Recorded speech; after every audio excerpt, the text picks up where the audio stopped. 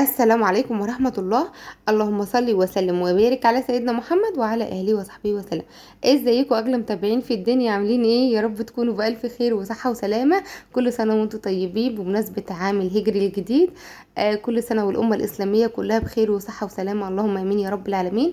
ربنا كده يجعل العام اللي جاي الجديد احسن من اللي فات، اللهم امين، ويحقق امانيكم ويكبر بخاطركم، اللهم امين يا رب العالمين. دايما كده نستقبل العام بتفاؤل، وربنا يجعل اللي جاي احسن من اللي راح، وربنا يحقق لنا امانينا في اللي جاي اكتر من اللي راح، اللهم امين. قمت كده من النوم، فتحت كل الشبابيك. الحقيقه حاسه ان البيت مليان طاقه سلبيه سلبيه. اليوم ده يا جماعه كان يوم الجمعه، فانا هسجل لكم كده على الفيديو كده السبت بالليل، باذن الله ينزل لكم يوم الاحد. فبس هو ده كان اليوم ده انا مصوراه يوم الجمعه. فده روتين بقى النهارده الجمعة، ربنا كده يملاه كده خير وبركة كده. ودايما اليوم ده من المسلمين كلها بتفرح فيه، لأنه بيبقى ليه أجواء خاصة كده ونفحات خاصة كده. فدايما كده بقوم بفتح كل حاجة، كل شبابيك، كل حتة فيها شبابيك، في الصالون، في أوضة النوم، في المطبخ، في كل حاجة، علشان نخرج الطاقة السلبية كده وندخل كده طاقة كده إيجابية. ونغير كده، نخلي كل حتة في الشقة تشمس كده وتتنفس. كل حاجة بتتنفس، الجدران بتتنفس، الخشب بتنفس، كل حاجة. فدايما كده فتحي كده وجددي كده الطاقة كده، وجددي كده نشاطك، كل حاجة عندك. انا قمت قلت يا كريم يلا ما بديهاش، انا حاسة بطاقة سلبية وحاسة بجو كئيب كده. فقلت له لا ما بديهاش، احنا هنخرج كده السجاد بتاعنا شوية يتنفس ويشم له شوية هوا. هو بقاله كتير ما خرجش، عامل زينا كده، احنا بقالنا كتير قاعدين في البيت، لا رحنا ولا جينا، وجالنا اكتئاب كده من قعدة البيت. فقلت له لا احنا مش هينفع نستنى اكتر من كده، قوم نعمل اي حاجه. انا اصلا من الناس اللي ما بكون عندي اكتئاب، زعلانه، نفسيتي مش كويسه، بقوم اشتغل في البيت. فانا من الناس دي، انا من الناس اللي ما اكون مكتئبه ما بقعدش، لا بحب اقوم اعمل اي حاجه، اطلع الباور اللي عندي في حاجه كده تكون ايه، تكون مفيده يعني من الاخر.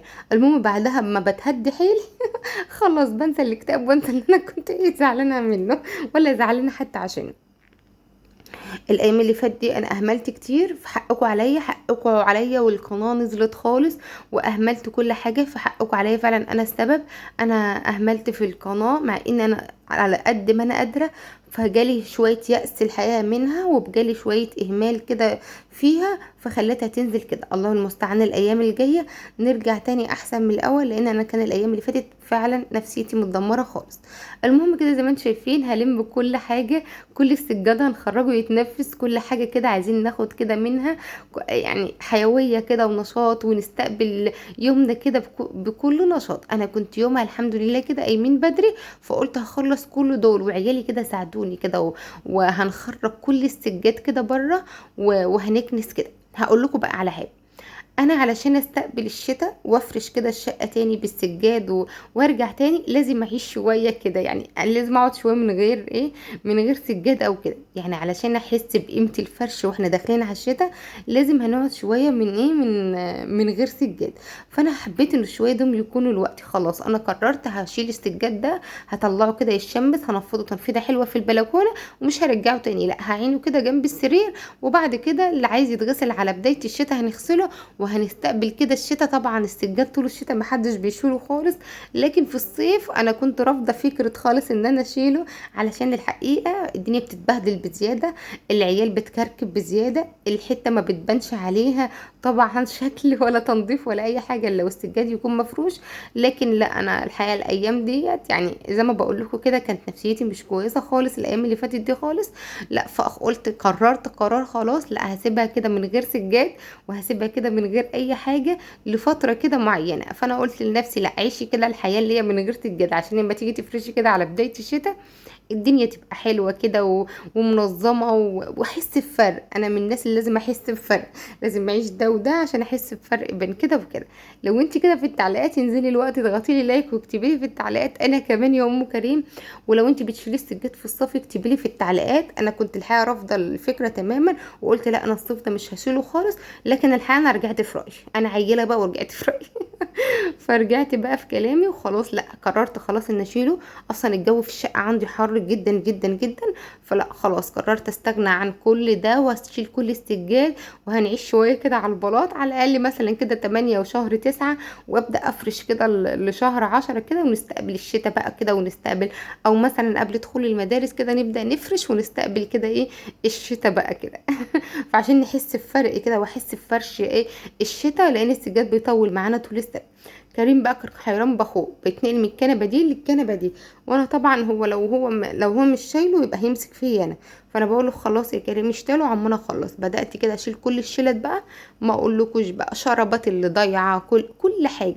رغم ان الشلته دي على الاقل اكتر حاجه بقعدها بيبقى اسبوع مثلا، يعني انا لو قعدتها اسبوع وسبتها اسبوع يبقى انا بقالي كتير ما شلتش تحت الشلت وما شفتش فيه ايه تحت الشلت. بلاقي حاجات فظيعه فظيعه فظيعه.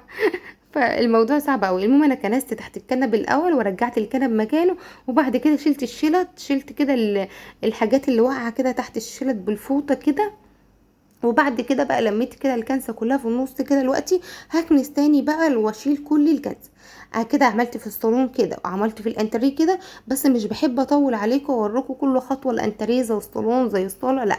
فانا ما دام انا مسكت مثلا جرده التسييق وسيقت يبقى اكيد سيقت البيت كله، وما دام كنست يبقى اكيد كنست البيت كله. احنا هنا كنا الحمد لله فطرنا وقمت عملت كل ده، قمت فتحت الشبابيك وعملت كل ده. وكمان هبعت العيال لامي في السوق يجيبوا السمك. امي على فكره قاعده في السوق على طول، هي بتبيع اصلا في السوق، ربنا يعينها يا رب. يا رب يا رب يا رب يخليها ويعينها ويبارك لي فيها يا رب، اللهم امين يا رب العالمين. بترتاحي بقى يما بالمناحيه اللي بتناحيها، ربنا يعينها يا رب ويوسع رزقها، اللهم امين يا رب العالمين. وربنا يعينها على اللي هي فيه، اللهم امين. ادعوا لها يا جماعه ربنا يعينها على اللي هي فيه، لان ما هقول مهما اقول لكم يعني ما تعرفوش هي فين. فربنا يعينها يا رب ويعينكم يا رب ويوسع رزقكم، اللهم امين. المهم كده، فهي بتبقى قاعده في السوق اصلا بتبيع في السوق. فانا كده مثلا على ايه على الساعه 11 كده ببعت لها عيالي واقول لها اشتري لي سمك واشتري لي كذا واشتري لي كذا. لو انا ماليش مزاج اخرج ما بروحش السوق، بقعد بقالي كام سوق بكسل من الحر. وببعت لها وهي بتجيب لي الحاجه، ابعت لها العيال وهي بتجيب لي الحاجه وتدي لهم الحاجه وبيقوموا ماشيين. فهي الحقيقه نفعاني كتير. انا بقى النهارده هسيق ايه بجنرال، وهجيب شويه كمان من معطر كده كان عندي جايباه سايب هحطه هيخلي الحته كلها جميله. فاحنا النهارده يوم الجمعه، وكمان بعد ما اخلص هشغل عود بخور كده بيخلي الحته كلها ريحتها حلوه جدا وتديكي نفحات كده حلوه. الحقيقه كل الحاجات دي بتغير في النفسيه. ان كانت مثلا انت تمسحي بيتك، شغلت عود بخور، عملتي حاجه، شغلت القران ساعه الصلاه، كل ده بيفرق جدا جدا جدا في النفسيه وبيغير مودك للاحسن. فانتوا حافظوا على الحاجات دي حتى يوم الجمعه. لو عملت كل ده، بدأت كده سيقت كل حاجة، وطيت وجبت تحت الكنب وجبت كل حاجة. بس طبعا مش ايه ما جبتش ده كله معاكم. هقول لكريم الوقت يشيل دي كانت بحاجه كده الملك كان لابسها، هقول له شيلها يا كريم وديها في الهدوم الوسخه انت سايبها لايه. هيقوم الوقت يشيلها. انا كنت ساعتها بتهيألي بكلمه بقول له انت سبتي دي ليه، قوم شيلها. فبدأت كده هسيق بقى كل حاجه وهرجع كل حاجه مكانها. هنا كنت مسيقه وهو خايف يدوس على الارض لان انا بقعد ازعلهم، فنط من فوق الكنب، نط كده من فوق الكنب. هجيب بقى الجنب التاني كده واشيل اي حاجه على البوفيه ملهاش لازمه. وكل ده زي ما بقول لكم، زي ما انا سيقت الصاله معاكم يبقى كده الصالون اتسيق، الاوض اتسيقت، كل حاجه اتسيقت. بس انا طبعا مش هقعد اجيب لكم كل حاجه بالتفصيل، بس بديكوا شويه باور وطاقه كده انك تقومي وتشوفي وراكي ايه. ويوم الجمعه ده ليه نفحات كده خاصه. كانت حماتي كده مطلعه لي كام بتاع فلفل كده، بس الفلفل ده حر جدا. خلصت كده او زي ما انتم شايفين عندي بقى مش هفرش اي حاجه زي ما قلت لكم. عندي حافظه بقى صغيره كده، عملت الصالون زي ما انتم شايفين.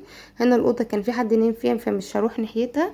فعملت كده بقى فرشت الحافظه اللي انتم شايفينها دي، فيها كده الوان من الصالون الاسمر واللون الوردي وفيها الوان كده من الصالون.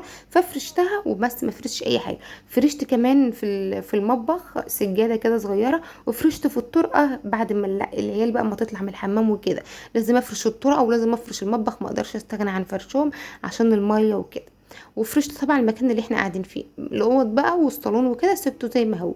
طلعت بقى للخضره. هنا بقى كنا بعد الصلاه الحمد لله اتوضيت وصليت وقعدت شويه كمان. وهنا كنا بعد الصلاه بقى السمك جبته وطلعت عشان اشويه انا وايه وكريم. قلت له تعالى يا كريم بقى قلب لي السمك. وشايفين بقى الجو والقعده اللي انتوا بتحبوها ودوت.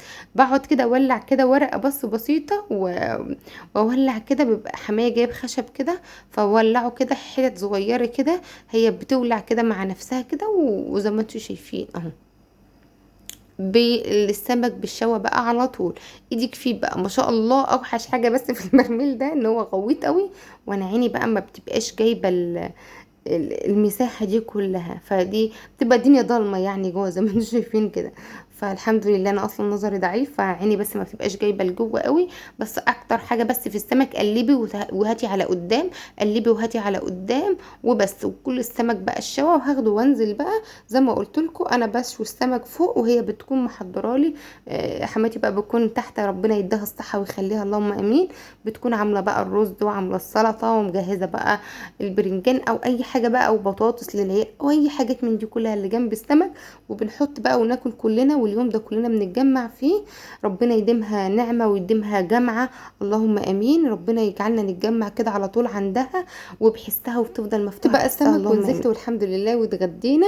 وده كان يومي كده النهارده، وده روتين النهارده، ما عدتش اصور اكتر من كده. فاشوفكم بقى في فيديو جديد وروتين جديد، والسلام عليكم ورحمه الله وبركاته.